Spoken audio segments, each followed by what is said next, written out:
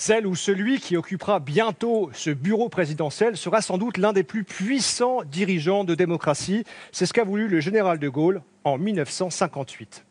Le président veille au respect de la Constitution et à la continuité de l'État. Il est le garant de l'indépendance nationale et de l'intégrité du territoire. Et si ces dernières sont menacées, l'article 16 de la Constitution lui confère des pouvoirs exceptionnels. Le président est donc également le maître du bouton rouge, le bouton nucléaire. En fait, ce n'est pas un bouton, mais une clé numérique chiffrée qu'il porte toujours avec lui. Il est aussi le chef des armées et il dirige notre diplomatie. Chef politique également, le président de la République nomme le Premier ministre et les ministres. Il met fin évidemment à leurs fonctions. Il préside le Conseil des ministres. Il signe les ordonnances et les décrets. Pouvoir très important également, il peut dissoudre l'Assemblée nationale.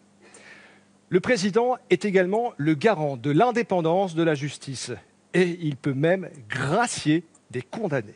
Alors, le monarque républicain est-il vraiment au-dessus de tout, intouchable, comme sous une bulle, celle de son immunité?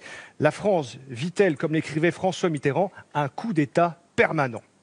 Sur le plan pénal, le président n'est responsable de ses actes qu'en cas de haute trahison.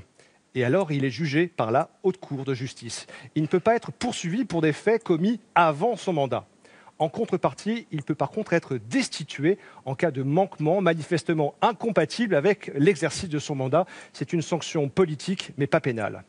Mais pour mesurer finalement l'étendue du pouvoir du président, il faut prendre aussi en compte les traités européens successifs qui ont transféré à Bruxelles une partie de ses prérogatives.